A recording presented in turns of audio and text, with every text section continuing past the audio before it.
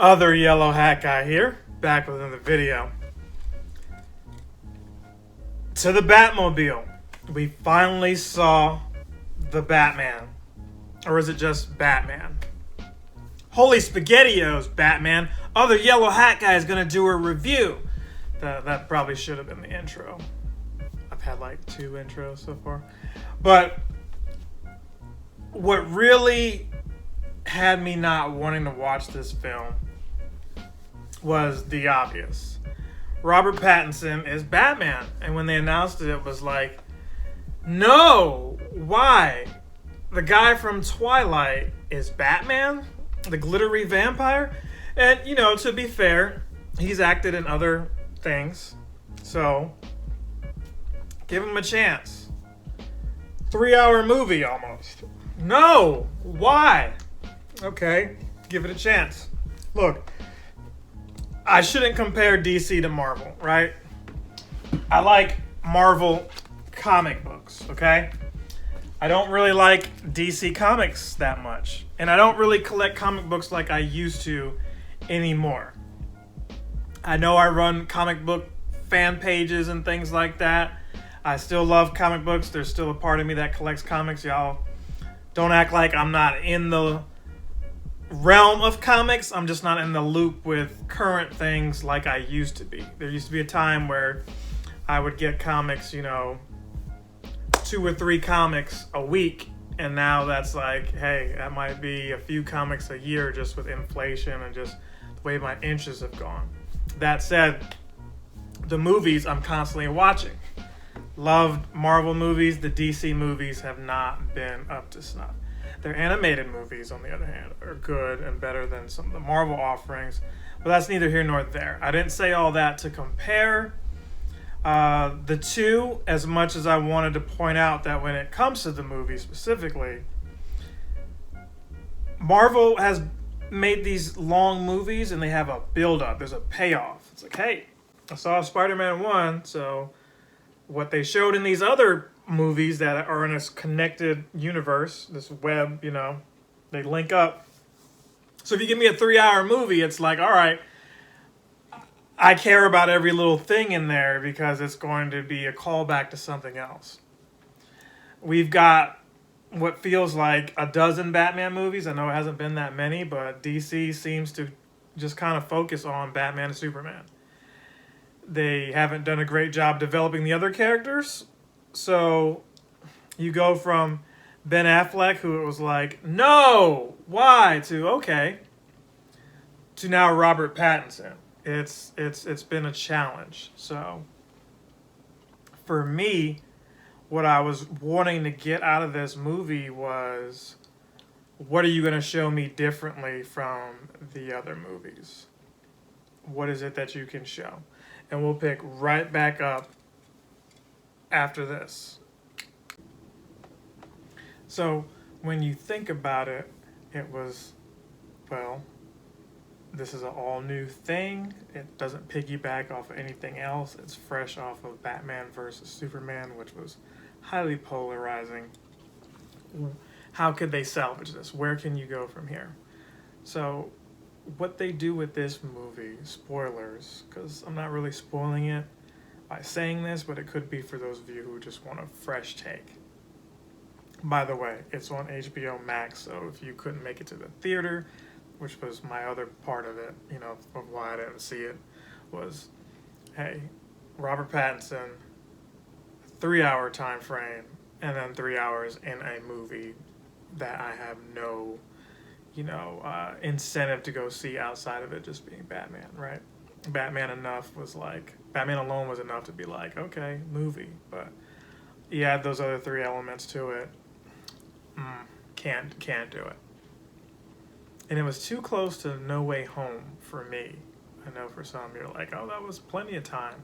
I see movies every week, but that was not enough time for me. I have so many emotions for that to go to Batman. It was like, oh, just kind of snuck up on me.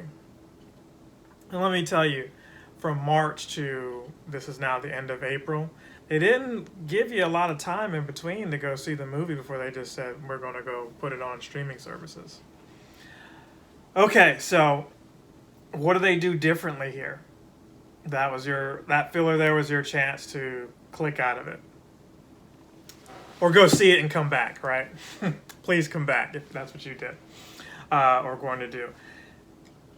Not only is the main character this emo, they play to Pattinson's strengths. He couldn't come off like a sophisticated billionaire. I don't think anybody would buy that. I definitely could see right through it and be like, no. This guy looks like he should be in a Crow remake. These aren't shots at him. It's just he's not Bruce Wayne. That doesn't mean he couldn't be Batman. And so what they're doing here is this is like a year one Batman almost. A year two Batman, if you will. Where he's out here making mistakes. He's trying to use his brain over his brawn. Pattinson, not necessarily a physical guy either, but you put anybody in a leather suit with, Kevlar on, they're built to last in that, right?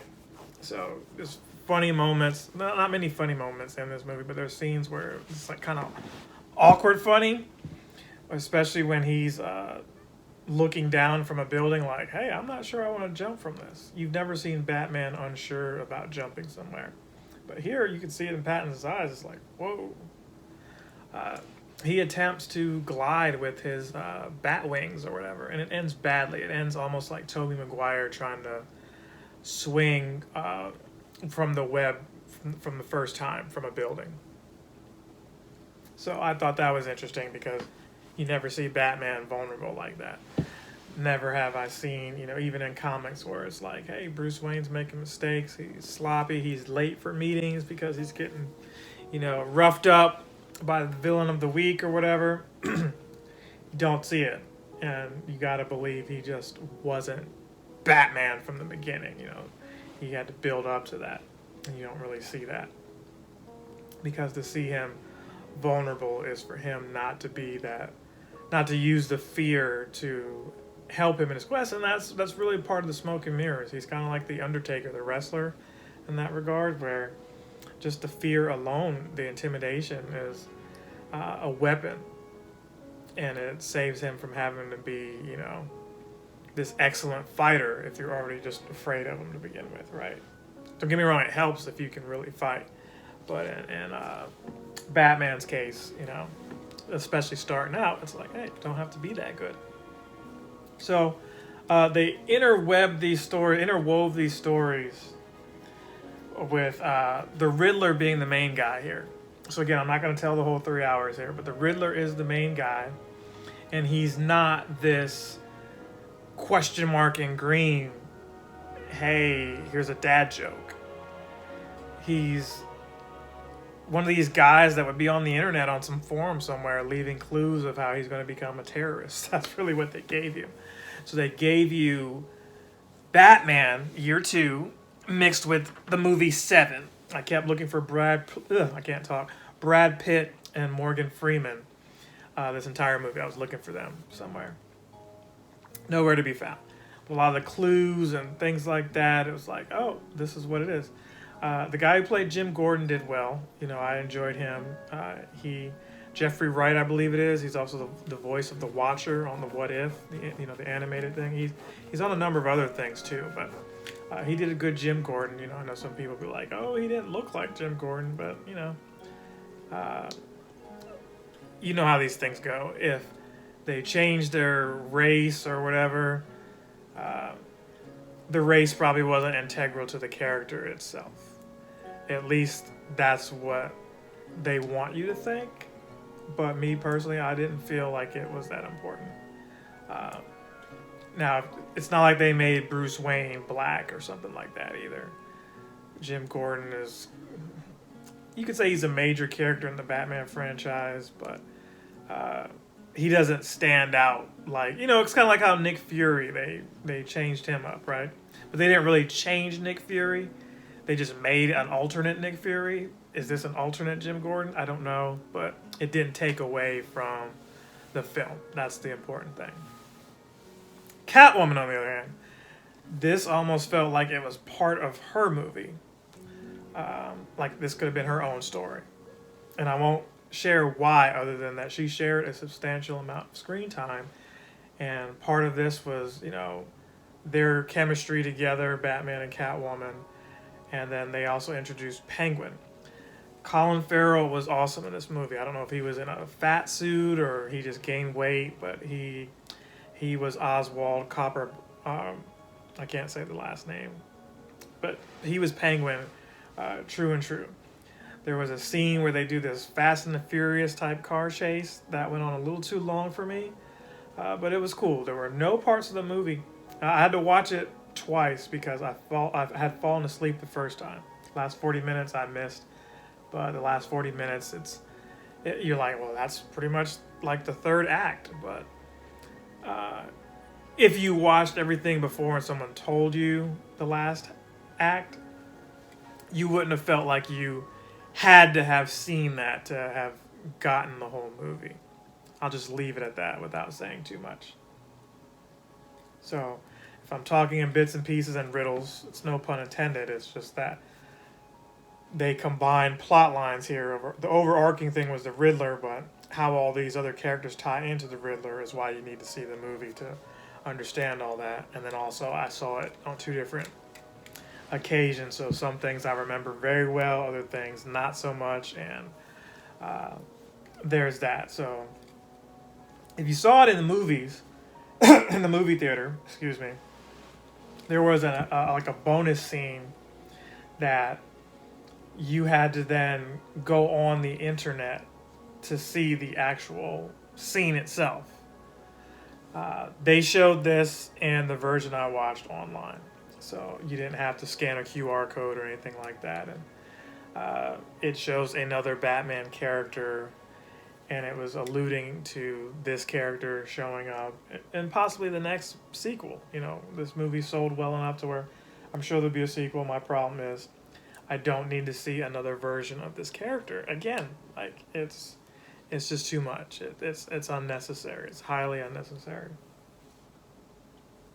So Batman gets the job done. The Pattinson thing wasn't an issue. They stuck with him just being Batman. They played a little bit too much of Nirvana, Something in the Way. But the parallels here was Batman seeing himself in other people. That's what the takeaway was. He was human, but didn't look at his mission as being anything other than something of that of a human. He looked at himself as vengeance. Then he realized, no, I need to be more than that, because vengeance can apply to so many different types of people. You could be a victim and want vengeance, but what if you felt like you were a victim and you were on the side of the wrong? And that was the lesson here. So I was hoping to see him more like Bruce Wayne and do Bruce Wayne type stuff to like balance it out. I mean, after all, this was a movie and not a 22-minute TV show. But the suit looked cool, right? They showed a Batmobile. They didn't show it like, the other Batmobiles, but it was cool. The action was cool. The pacing, that's the big thing, the pacing. I complained about that. Hey, 3 hours. But I had fallen asleep not because it was boring. I was just tired. I mean, again, 3 hours. It was 8 o'clock. Your boy has to get up early in the morning, so that's my excuse. But although some scenes were a little bit too long, it was a good movie. It was good. I know some people are like, hey, it's a perfect film, 10 out of 10. I'm not going to go that far. I think I could give it a 4 out of 5 Earthworm Jims. I think that's applicable for this movie. Let me know your thoughts. I'm sure you've seen it by now, and I'm super late. I apologize, but I just wasn't going to go see it in theaters. So hope you enjoyed this. Hope to see you again soon. If I don't, remember, good afternoon, good evening, good night. Other Yellow Hat Guy is out. Captain Sensation!